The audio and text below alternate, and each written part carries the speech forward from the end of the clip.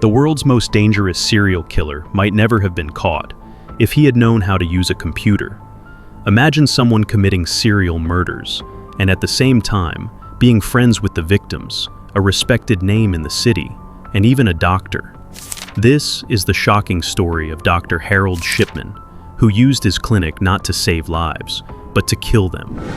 In the small English town of Hyde, with just 30,000 people, he carried out serial killings for 23 years, and no one noticed. Even after killing over 250 people, no one suspected Dr. Harold Shipman, and they probably never would have if he hadn't made one small mistake. Why did he kill so many people? How did he get away with it for so long? And what was the one clue that suddenly exposed years of murder? Welcome back to another video from Discover TV. Dr. Harold Shipman ran his clinic in Hyde, a town with around 30,000 people. Out of those, nearly 3,000 were his patients. Dr. Shipman spent the most time with very old patients who lived alone, the kind of people whose deaths no one would question. He would visit their homes and listen carefully, helping them feel less lonely. He made them believe that even if they were alone, Dr. Shipman was always there to listen. Some patients trusted Dr. Shipman so much that they even gave him keys to their homes. Because of this, Dr. Shipman became very well known in Hyde. People thought he just helped old people by talking to them. But actually, he was quietly learning who lived alone, what they owned, who visited them, and where their relatives lived. When Dr. Shipman was satisfied, he killed his patients by giving them too much medicine. Since most of them were over 80 years old, no one doubted their deaths. This went on for many years. No one suspected him, and he never got caught, until he made a mistake. Dr. Shipman was addicted to a drug called Pathin. He gave this medicine to patients even when they didn't need it. The patients felt better after taking it, but they didn't know they were actually being given drugs. This is why Shipman's patients kept coming back to him, even if they didn't want to. For many years, no one suspected the doctor's actions. But in March 1998, Dr. Linda Reynolds, who worked at Brook Surgery across from Shipman's clinic, started worrying about the high death rate among Shipman's patients.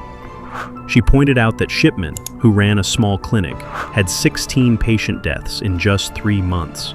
Meanwhile, Brook Surgery, with 3 times more patients, had only 10 deaths in the same time.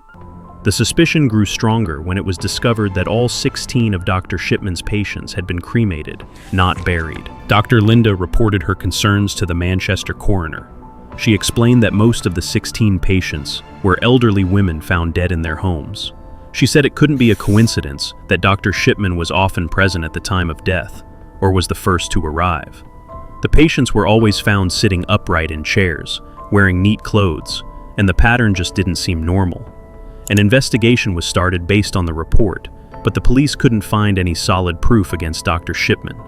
After a month, the case was closed. When Dr. Harold Shipman's patients died, he would sign Form B himself, the form where the doctor writes the cause of death. But the problem was with Form C, which needed to be signed by another doctor for confirmation. In most cases, his friends or doctors who trusted him signed it without question. This allowed Shipman to write false information on death certificates and send the bodies for cremation without raising suspicion.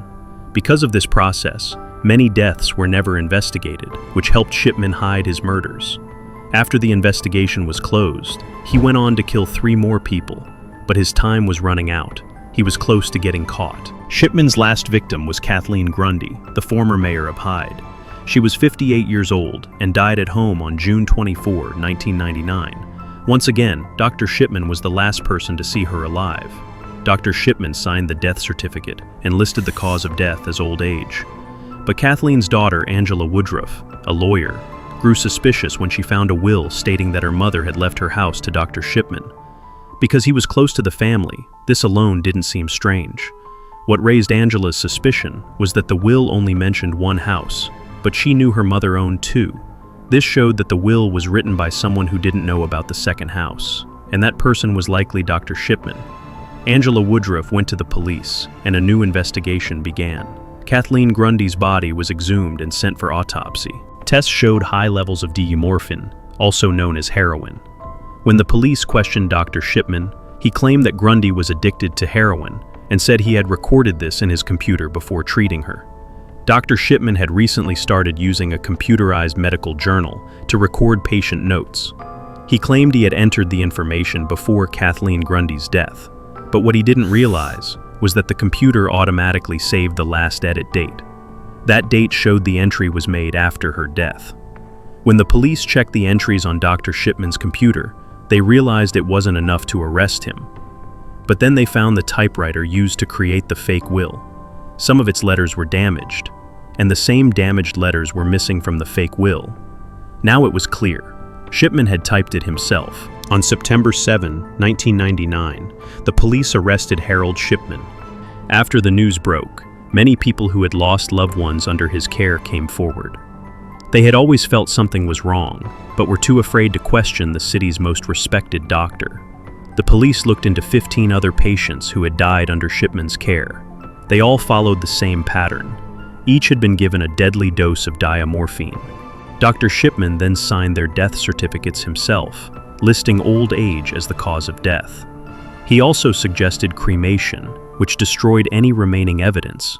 During the investigation, all the cases of patients who had died under Dr. Shipman's care were reviewed. The inquiry team checked every document, medical records, death certificates, that Shipman had handled. They also spoke with the families of the victims. In some cases, bodies were exhumed for forensic post-mortem examinations. The investigation was very detailed. It showed that from 1975 until his arrest, Dr. Shipman had killed 218 patients, a confirmed number, but there could be more. Due to lack of evidence, some cases couldn't be confirmed. Experts believe the real number might be as high as 260. Dr. Harold Shipman was sentenced to life in prison, but in 2004, he took his own life by hanging himself with a bedsheet tied to the bars of his cell. After his death, one of his jailmates told that Shipman had killed not 260, but 508 people, and this was told to him by Shipman himself. But the real reason behind Shipman killing so many people could not be revealed till date. Some people say Shipman was a psychopath. Others think he killed for money. Some believe his actions were because of his mother's death. His mother had cancer and was given morphine to ease her pain. Experts think Shipman may have wanted to watch his patients die the same way using morphine. Hope you all like this Discover It TV video. Please like and share it. Thank you very much for watching. See you in the next video.